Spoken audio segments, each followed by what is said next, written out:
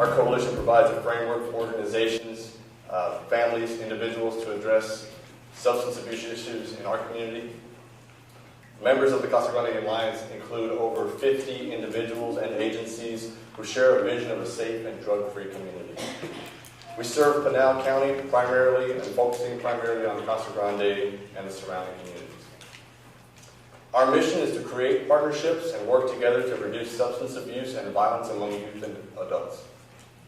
Our motto is partnering for a safe and drug-free community. We are thrilled to have you all here tonight, and we hope you had a chance to visit with some of our coalition members outside who shared with you how marijuana affects their organizations. Before we begin, I want to share with you that we have held town halls in the past where we've presented related topics such as drug and alcohol use among our youth in an informative approach. Tonight is no different. We are not here tonight to denounce the use of marijuana or argue against it being used medicinally or recreationally. Our goal is simple. We want to bring awareness to you and encourage you to engage in a conversation with your kids, your parents, and your friends about the facts involved with marijuana use. Tonight we are fortunate to have the Blackbox Foundation teaming up with students from our local SADD chapters, that's Students Against Destructive Decisions, to present you with a mock debate about marijuana. After that, we have a short video for you to watch, and then we'll be presenting our professional panel with some questions. And our SADD students will end the night with a fun surprise, or at least that's what I'm told.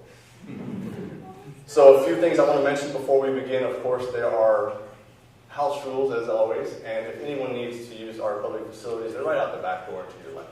Okay. This door is locked, so if you need to leave for any other reason, you can still step right out the back door. There is a camera in here, and it is recording, so if you want to avoid having to duck under or over it, go around the outside of your robes there, okay? Another thing is, all of you received an envelope when you walked in the door, and in that envelope was a pen and a card.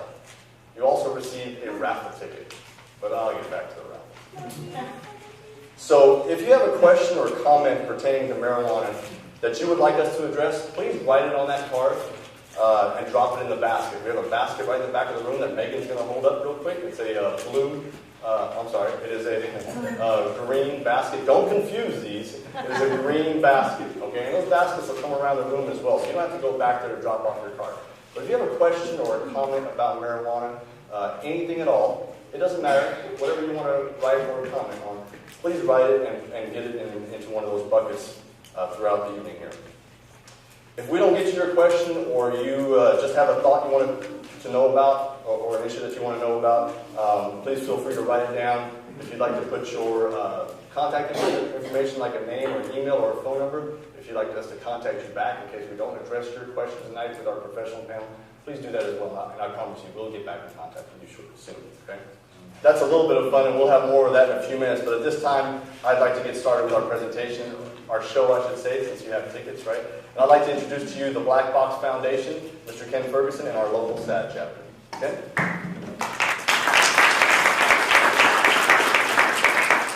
All right, thank you. By the way, you can fill that water up so you can wash down your son.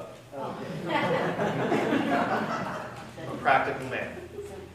Welcome, my name is Ken Ferguson, and I will be your host for a very important mock debate. We have flown in some people from all over the world who will be presenting to you their opinions, both pro and con, on the topic of marijuana.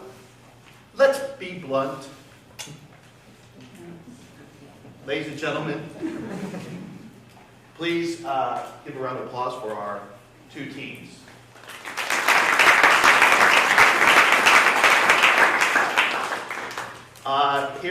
We have our pro side and our con side, and each of them will be representing various opinions. And let's go ahead and get started. We'll start with our first two up.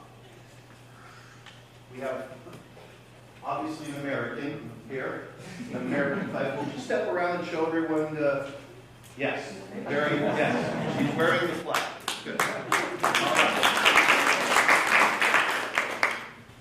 Please present your opinion. As an American, I believe they should stop throwing people in jail for simple marijuana possession. Period. Oh, Period. All right, a rebuttal, please. Actually, only 0.4% of prisoners with no prior offenses are in jail for marijuana possession. 99.8% of federal prisoners sentenced for drug offenses were incarcerated for drug trafficking. That is more than just simple marijuana possession. Very good. You can clap if you like. All right, do you have a response? Yes, I do. I believe that cops are just wasting their time and our tax dollars fighting marijuana. Their focus needs to be on more important things like robbers and murderers. That's a fact. Wow, a response or rebuttal?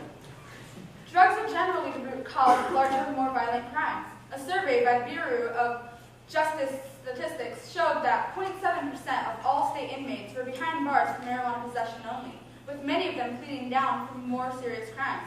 In total, 0.1% of all state prisoners were marijuana possession offenders with no prior sentences. Period. Wow, great, thank you. You can clap if you want. You have a response? No, I don't. Okay, well, thank you both very much. You can go ahead and have a seat.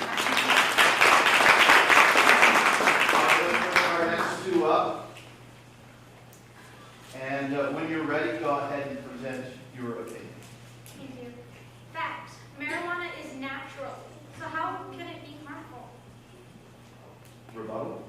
There are other plants that occur in nature that are very dangerous. Poison ivy, poisonous mushrooms, and mold. Just because it's natural does not make it safe. Oh, okay, good. That's right. Response? Okay. May I come in like a wrecking ball on this? Did you just ask me if you could come in like a wrecking ball? Yes. Yes, you may. Thank you. Fact. Marijuana is less dangerous than alcohol and tobacco. Boom.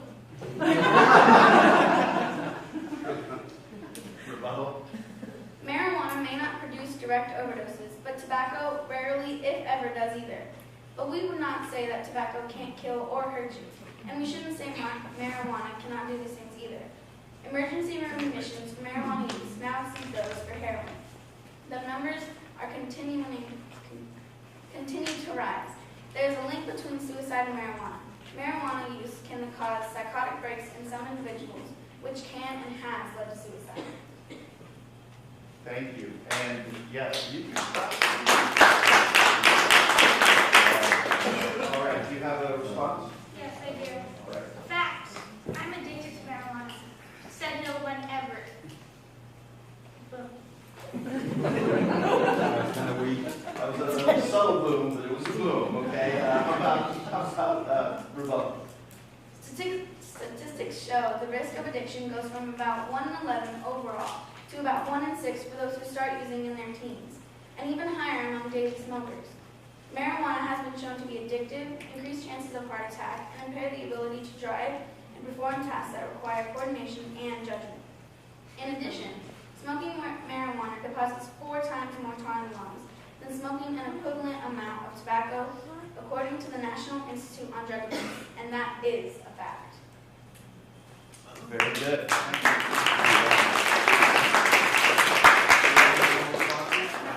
All right, well, thank you, and you can have a seat.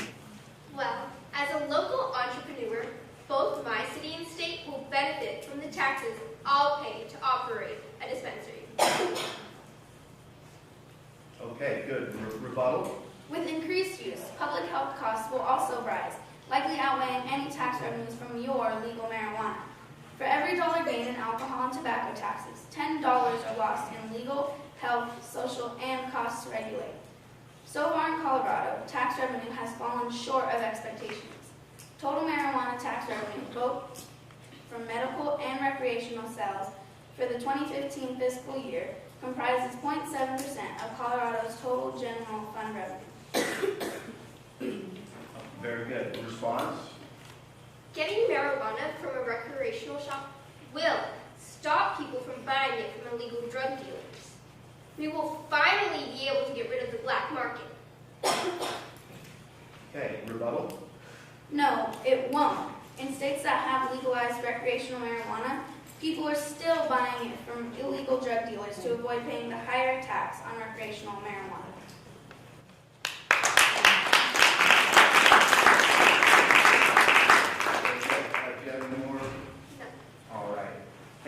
both very much. All right, let's do that. Yes, very good. All right, our next two, go ahead and present your opinion. I think if they just meant to cover regular marijuana like alcohol and cigarettes, there probably won't be any problems. Good, okay. Rebuttal? Looking at the costs related to alcohol and tobacco on healthcare, it is huge. That's not even mentioning traffic wrecks, violent crime, suicide attempts, and other related consequences related to alcohol. Alcohol is the #1 substance that is used in the U.S., and tobacco has usually been second. So will regulating marijuana like alcohol and tobacco solve any problems or just cause more? Oh, very good question there. And do you have a response? I do. I think the marijuana being sold in recreational shops is safer than marijuana than street marijuana. I think probably yes, it has to be safer. All right, good. And do you have a rebuttal with me? Adjust your mic a little bit here. There we go. All right, try that. This is a common misperception. The marijuana sold in recreational shops is the same marijuana that is sold on the streets and carries the same health risks. Now, Oh, well, thank you. Thank you very much for conceding the floor. Do you have a response? No. All right. Thank you both very much. Let's bring up our next two. I think we have a parent here. Whenever you're ready, go ahead and present your opinion. As a parent, I don't think it's a big deal if my kid smokes pot. I smoked it when I was a teen. I turned out just fine. I eventually stopped using it, grew up, and now I'm a successful business owner. All right. Rebuttal. Marijuana in the 80s and 90s had an average THC content of 3%. The average THC content of today's marijuana is 12%, with many popular methods of consumption increasing THC content up to 90%. The psychoactive ingredient in marijuana, THC, has increased almost 6-fold in the average potency during the past 30 years. This is not the marijuana of yesteryear, and all the effects of the higher THC concentration are not yet known. What is known is that marijuana use in adolescents can lower their IQ by an average of 8 points. So what does this mean? A youth who is of average intelligence can drop to below average by using marijuana. All right. Do you have a response? I talk to my kids all the time. It's a normal part of growing up to drink alcohol or smoke a joint. Everyone does it. It's no big deal. Rebuttal. NIDA Director Dr. Nora Vogel states, regular marijuana use in adolescents is known to be a part of a cluster of behaviors that produce enduring detrimental effects and alters the trajectory of a young person's life, thwarting his or her potential. Beyond potentially lowering IQ, teen marijuana use is linked to school dropout, other drug use, mental health problems, etc. Okay, great. And according to the 2014 Arizona Youth Survey, 86% of Casa Grande high schoolers don't use marijuana. Most kids don't use marijuana. That's a big deal. And one of the main reasons why you don't use marijuana is because they don't want to disappoint a caring adult in their life. This means that adults are having conversations with their children about the risks of marijuana use. Now, thank you.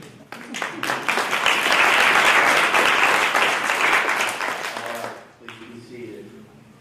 Is that everyone? All right. Ladies and gentlemen, that is the end of our mock debate.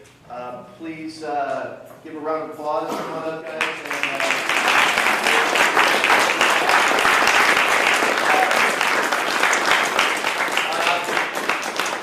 Before you guys take a bow, I just want to say it was a pleasure working with the kids. We did a lot of silly improv things, and they trusted me, and I really appreciate it. So, great job, and now take your bow. You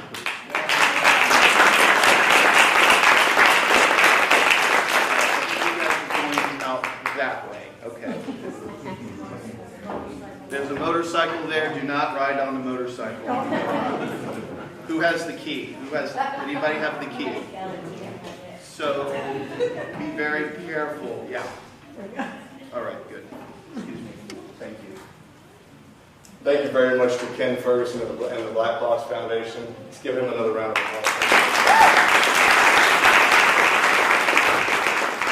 And although most of them stepped out, I want you to know that these young people, we didn't tell them to do this mock debate. We asked them if they'd be interested in participating in this.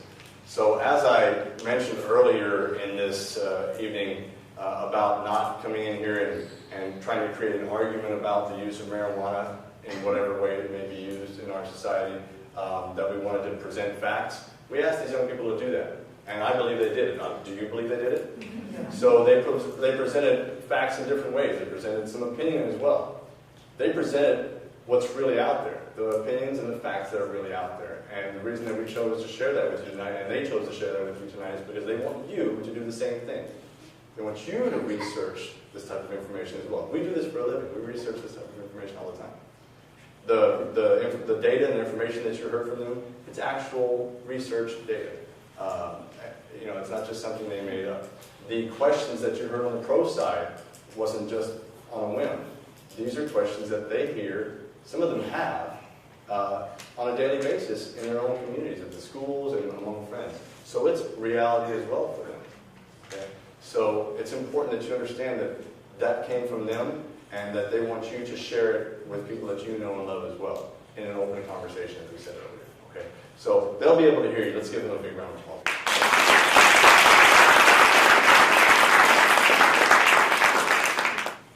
The Casa Grande, oh, by the way, before I start this, I have to ask you or remind you that there's a green bucket going around on both sides of the room. They are for your cards. Mr. Ballard, hold up one of those. If you have a card with a question or a comment in it, just toss it in there. It'll keep going around here during this video. We'll probably collect it, so hopefully you were able to get something in there, okay? The Casa Grande Alliance and its members meet monthly. Those of you that are members, you know that we meet monthly to discuss current issues in our community. And recently we were able to view a video produced by SAM, which is Smart Approaches to Marijuana. This video was an eye-opener to just about everyone in the room. And we do this for a living. We have some veterans in that room in treatment, recovery, education, prevention. Veterans that have been doing this stuff for years. And watching this video opened our eyes.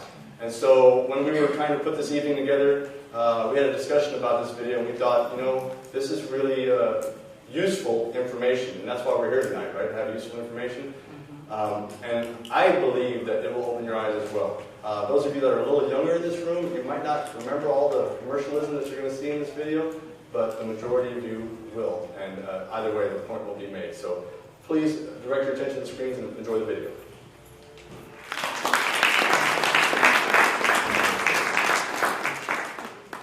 So, interesting video, right? That's the first time that I had seen it, not tonight, but at that meeting. And I grew up with the big tobacco wars, if you want to call them that. And I remember seeing those commercials.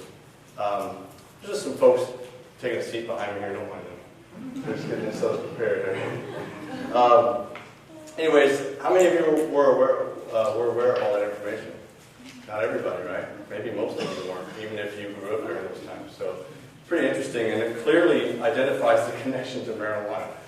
So we thought we'd share that with you. We hope you enjoyed that. I took a quick look at your questions, those of you that submitted questions, and very good questions. There's a few that were the same question. We'll deal with that, but they were all very good questions, very important questions, and I think the answers will be equally as important. So thank you for submitting those. We're going to probably be able to address all of those. As I said, we'll try to give them, as I said earlier, we'll try to give them as much time as we can. There are a few professionals here locally that are joining us to help answer some of these questions. I'd like to introduce them by name and let them tell you just briefly what they do in our community. So I'll start right here on my left, and I'll introduce to you Judge John Ellsworth. Thank you. Thank you.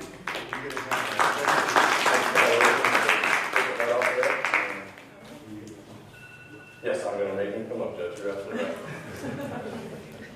Let's take care of some business first. Officer Johnson. Come on up here, officer. See, you'll listen to a judge. That's right. That's right. The seat on the end is for you, sir. You get see a lot of familiar faces in here, and I'm a little bit nervous. One reason is that my daughter is here, and another reason is the presiding judge for the Pinal County Superior Court is here. I'm not going to embarrass him if he wants to raise his hand real quick, Steve McFarland, Judge McFarland. So I have to make sure that I perform well unless I get a free card. I have a free card? Sure. In any event, I was very, very proud. Let me stop. First, the young children, or I'm not going to call them children, they're the future of our community. They're not here right now, but I want to thank you for having the courage to get up in front of a group and speak like that. I admire that, and they are our future. They are our future. Real quick, a little bit about me. I was very, very proud to serve the community of Casa Grande for 20 years as a Casa Grande police officer, and I wasn't quite done with that yet. I went over to the Pinal County Sheriff's Office, retired from the Sheriff's Office in 2014 and ran for office, and thankfully, I appreciate it, I was elected as your judge for the Casa Grande Justice Court here in the Casa Grande area. So that's a little bit about my background. Thank you very much. Next, we have Brianna Moore. Brianna, tell us a little bit about yourself. I'm Brianna, and my boss is in the room too. It's that guy right there. My name is Brianna. I'm the executive director of the Casa Grande Alliance. I've been with the Casa Grande Alliance for the last 4 years as the nonprofit organizational arm for the coalition. I'm also an Arizona certified prevention professional, and I'm also hold a bachelor's degree in public health. Excellent. Thank you. So next is TJ Howard. TJ? I'm TJ Howard. I work for Community Bridges. We do drug and alcohol treatment. I got into the treatment field in 2009. I had my own experience from 1999 through the court, through OP, through the whole legal system before I got clean. And now I do prevention and treatment. And finally, my partner in crime fighting, Officer Paul Valentino. Paul? Hi, my name is Paul Valentino. I've been a police officer with the city of Casa Grande 11 years and a total of 17 years total law enforcement experience. And my bosses are all here right now. Thank you. So let's get started. There's only a handful of questions here, but we'll try to answer all of them. There may be a couple of questions, and those of you all have worked with me before, you know I'm going to probably put you on the spot. You may have to share an answer, but I'm sure among us here, I'll even help if I need to help answer your question. So let's start off with one that was asked 3 different times, so I can take 2 other cards out of here. Can marijuana really hurt your brain? And maybe Brianna would like to start with that. So marijuana impacts the brain by connecting to receptor sites that are already located in your brain for chemicals that your body naturally produces. So when THC enters the brain, it binds to those receptor sites, not allowing the natural chemical to bind to those receptor sites. Marijuana, among youth, you've heard it in the video, you heard it, the kids stated that 1 in 6 will become addicted if they start before the age of 18, and 1 in 4 or 1 in 2 will become addicted if they're daily users. And that's because the impact on the brain, marijuana hijacks the natural pleasure system within your brain, and so marijuana takes that over, and that's how you become addicted. It also can lower your IQ by an average of 8 points. If you start at a younger age, there was a study done by Madeline Meyer, and it researched youth who started using marijuana and adults who started using marijuana and the impact on the brain. And when adults started using, they were able to recoup some of that loss, and the youth were not able to recoup as much loss. So the long-term effects of marijuana on the brain are permanent. So that's just a little bit about how it can impact the brain and your intelligence. Thank you very much, Brianna. Anyone else want to comment on that quickly? Yeah. And one thing that we do get in the treatment field is when people come in getting off marijuana, they go through a state of depression for a period of time, along with increased anxiety. And you can tell everything, all their levels are a little bit off. You know, if it does balance out, it will take a while for that down.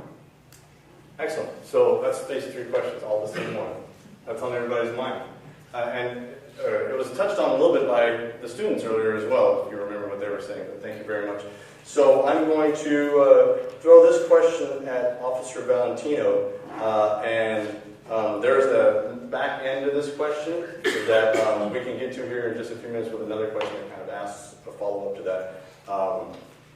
But let me find it here. What will happen to a parent who is caught with pot, marijuana, in their car and they have small children with them? We treat that situation as no different if they're drinking and driving. With the way this legislation created this statute under the impaired driver, which also encompasses prescription medication and medical marijuana or marijuana. So because there's a child that if they're under the age of 15 and the parent, and we can prove that they are intoxicated or impaired to the slightest degree, then we can charge them with a felony. I believe it's a class 5 felony. Now, Officer Valentino, what happens, just briefly, we don't have a lot of time, but briefly, what happens to those children at that time if you have to arrest that parent? Well, if we try every opportunity to find another parent or a guardian. If not, then we'll have to contact CPS, which we have in that situation, is because based upon the totality, circumstances, and everything else, is that person the parent needs to get booked in. So if we can't find a responsible adult, then we turn over to CPS. Does that happen? Yes, sir. Thank you very much, Officer Valentino. I'm going to ask you another one. I'll just ask it and I'll kind of answer part of it, and Officer Valentino can address this as well. I have a friend who uses and sells marijuana. Can I do something about that, and what? So, first of all, if you have a friend that uses marijuana and you want to know what you can do about that, I doubt that you meant the question to be like, can I report them and get them put in jail or something like that. You probably meant, can I get them some help? So first, let me throw that to maybe TJ. Yeah. And then we'll get back off. Okay, yeah. There are plenty of places here in town that we do offer detox. We have outpatient through many different providers. We have funding that will help people that don't have insurance, and we also take people that have any kind of state funded or private insurance out there. There is help. We're everywhere, actually. We have a lot of treatment providers in the audience. So, and just quickly, another question right up that alley, and we'll get back to the second part of that last question. What treatment resources are available for someone addicted to marijuana? So you touched on that briefly, but between you and Brianna, are there other places people can go? Is there a one-stop shop that anyone's ever heard of about resources and treatment? Yeah, basically any behavioral health provider that we have here in town is a one-stop shop. You go in there and you tell them what problem you have, and they'll direct you the right way to go. If they're not the right people, then they'll get you the right people. But there's outpatient treatment. They have 30-day treatment with a dental detox, AA, there's help for anybody wanting it. And Brianna, I'm trying to push a plug your way. Is there a one-stop shop like a library where people can learn and find resources as well? I'm sharing a brain with you, Thomas. There you go. I'm sorry about that. The Casa Grande, as long as I don't share the same hair, we're good. All right. The Casa Grande Alliance is a treatment resource referral agency, so if you have a loved one that's addicted and you need help getting them into treatment, you don't know which one is the right one, you don't know if they accept insurance, what ages or gender that they serve, you can call the Casa Grande Alliance, and there's staff on duty that will help direct you or your loved one in the right direction. We don't directly provide services to individuals, but we help community members direct them in the right way, because when you're suffering from addiction or you've got a loved one that's suffering from addiction, they're what's on your mind, and we're there to help support you. So it can be tough navigating what's right for you and your loved one, but we're there to help. So if you have any needs, go ahead and call our office, 836-5722. And it's on that pin, I believe. Yes. Right, absolutely. So let me back up to the last question quickly, and the second part of that question was, well, what if I know someone that's selling marijuana? Well, using marijuana or any drug and being addicted is pretty serious, right? Well, so is selling it. Some people say even more serious, right? And affecting many more people, and you're part of a bigger problem. Well, there are are plenty of things you can do. Just from a patrol officer's point of view, Officer Valentino, what would you tell, now not as the reporting officer, like you're going to their house and they're going to report something, but if someone asks for advice about, well, I know someone's selling marijuana, is there a way for them to report that information? Absolutely. First, I'd ask that person why they consider that person a friend. Because friends don't do that. Especially in the state of Arizona, it's a felony, depending on the weight and the amount you have. But to go back, yes, there's resources. You can come speak to us. But more importantly, I think that you should confront that person. And if they're truly a friend or a loved one, you confront them on that issue. And if that doesn't work, then you have resources with the police department. We do have anonymous solid witness reporting. And you can go that route. And if you don't want to be anonymous, then you can contact and leave it in. And we have a narcotics unit that can help out. That leads me, those are a couple of questions that kind of skirt the issue, but I'm going to get to this big issue here, and I think we're going to direct this directly at the judge. What are the consequences of getting caught with marijuana, Judge? Well, in Arizona, any possession of marijuana, no matter what the amount is still technically a felony. The prosecutor's office, now I'm in a limited jurisdiction court, so I just deal with the misdemeanors. But depending on the quantity, and I have to assume it's pretty small, and there's not a strong history behind the defendant, because the ones that come into me, the county attorney's office decided to charge them with a class 1 misdemeanor. It was an amount was under 2 pounds, and it was charged originally as a class 6 felony. And I don't want to bore you with all the legal jargon, but Class 6 gives you the opportunity to open that up and bring it down to a lower level, Class 1. And so what I'm seeing in my court most often during initial appearances, and we have a few bench trials, is that it's a smaller amount, and I'll normally see possession of paraphernalia with that. So even the plastic baggie that holds that marijuana, the state says that's paraphernalia. It's used to hold the marijuana. Let's get to the point. They charge a Class 1 misdemeanor, and again, I don't want to bore you, but I'm just going to let you know that Class 1 misdemeanor, the maximum penalty for that is $2,500 plus surcharges. The 6 months in jail or 3 years probation. The standard fine that we issue in our court, and all the judges in Pinal County all got together, and we decided that this is what the bond is going to be, this is what the fine is going to be. So any court you go to within Pinal County is going to be the same. For a Class 1 misdemeanor, first offense is going to be $1,465. Is this where I go boom? They're also required to attend 8 hours of counseling for substance abuse at their own cost, and we issue a court order for that. We're pretty limited on who we can do that to, so I'm not going to put any business names out right now. But we issue a court order to them, and they're required to submit to that and successfully complete that substance abuse. There are mandated state fines on this, so the judge can't suspend it. The state says there has to be this much. So if you're caught with it, and if you plead guilty, or if you're found guilty, then that is the penalty you're going to see, at least in the lower court. Does that answer your question or no? Absolutely, yes. Very good. Thank you very much. So, I don't know about you all. My boss is in the room too. I can't afford to give $1,465 away. I don't make a lot of money. But I do actually. Well, I really don't. But you know, you don't want to commit any crime and have to pay any kind of a fine. But that's a lot of money. It really is. And you're talking about not just for the marijuana, the paraphernalia, just the baggie itself. That's another charge, another fine of $1,465. Yes. That's amazing. Thank you very much, Judge. That's great information. Now, I don't believe it's boring at all. I think it's very important to know that. That's what you're getting. These are all about decisions, right, folks?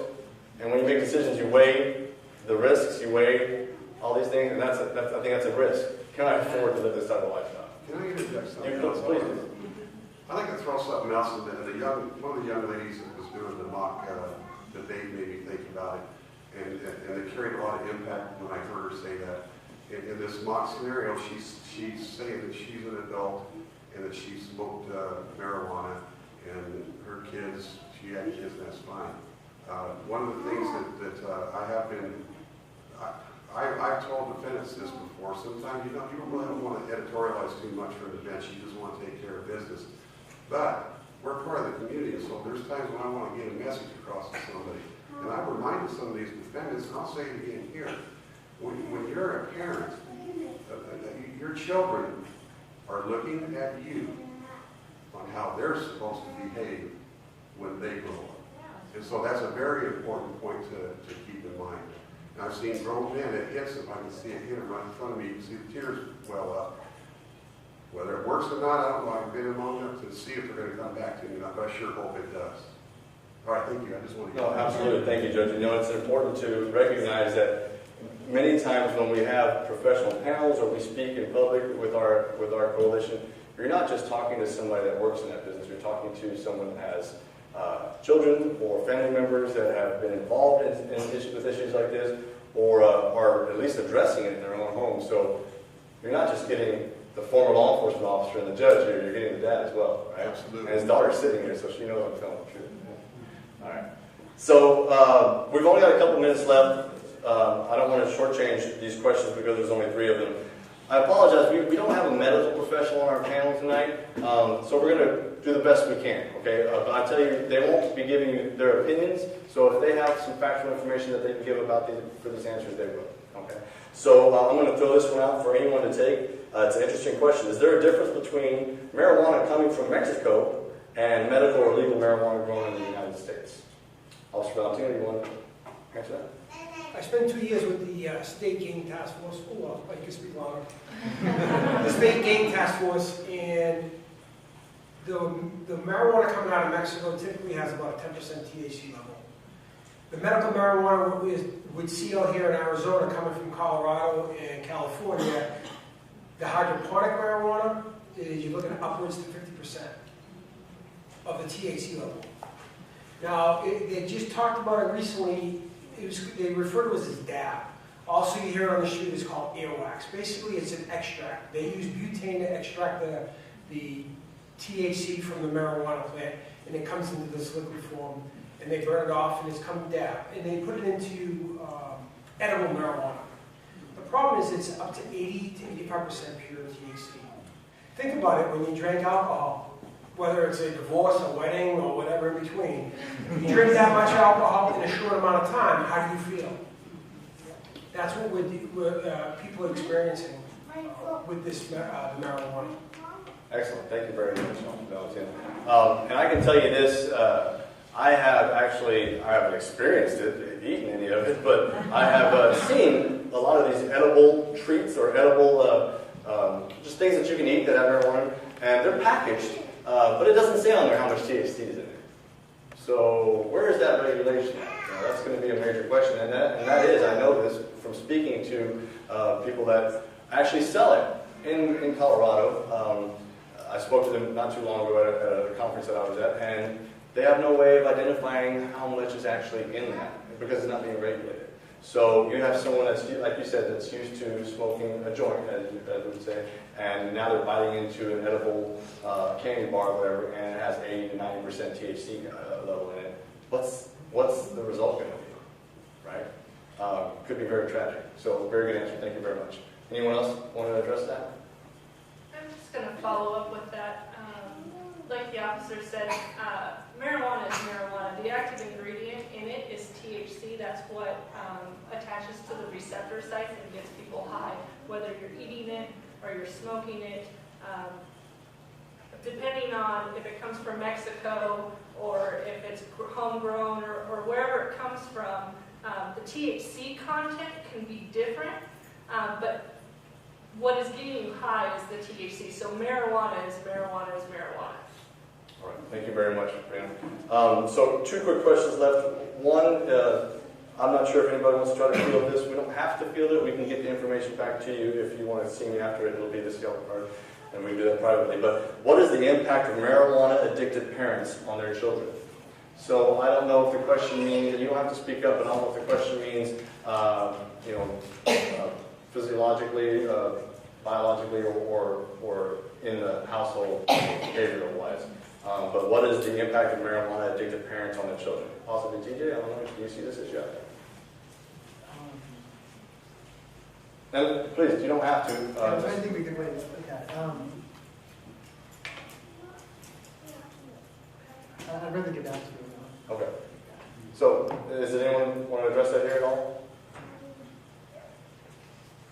The way I understood the question is a parent who is addicted to marijuana and the baby is in utero is the way I understood the question. Possibly. So if a parent, it would obviously be a mother, was using marijuana when she was pregnant, the THC is absorbed through the blood, and so it would affect the baby. So anything that you eat or ingest impacts the baby in its development in utero. So it would have an impact. What that exact impact is, I'm not an expert on that, but again, THC goes through the bloodstream, so it would impact the fetus.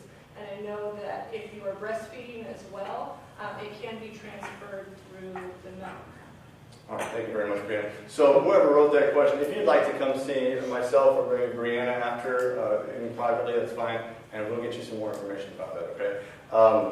So I know Brianna's done quite a bit of answering. She's kind of a know-it-all when it comes to this stuff, right? But this question looks like it was written for her. So if anyone else wants to answer as well, they can as coalition members, because everyone at this table is basically a coalition member.